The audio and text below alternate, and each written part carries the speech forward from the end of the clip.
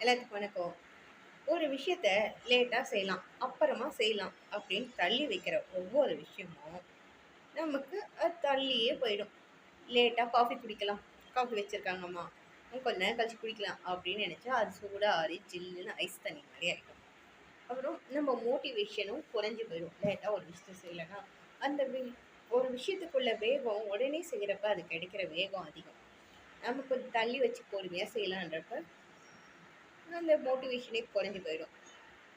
இப்ப இந்த விஷயம் செய்யலாம்னு நினைச்சோம்னா, இன்னைக்கு செய்யாம விட்டுட்டோம்னா, இன்னைக்கு பகல் போய் இரவு வந்துரும்.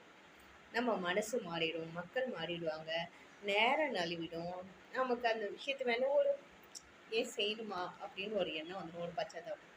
அதனால ஒரு விஷயம் செய்யணும்னு ஆரம்பிச்சீங்கன்னா, முதல்ல அந்த விஷயத்த செஞ்சுருங்க. இன்னைக்கு இந்த சாப்டர் படிக்கணும்னா, இன்னைக்கே உட்காந்து படிச்சிருங்க.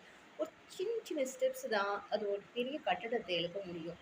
சின்ன சின்ன பிரிக்ஸா எடுத்து வச்சா தான் அது ஒரு பெரிய கட்டடமே உருவாக முடியும். அதே போல தான். அன்னன்னைக்கு செய்ய வேண்டிய விஷயத்த அன்னன்னைக்கே நீங்க முடிச்சிட்டீங்கன்னா, அது ஒரு பெரிய பர்டனாவே தெரியாது.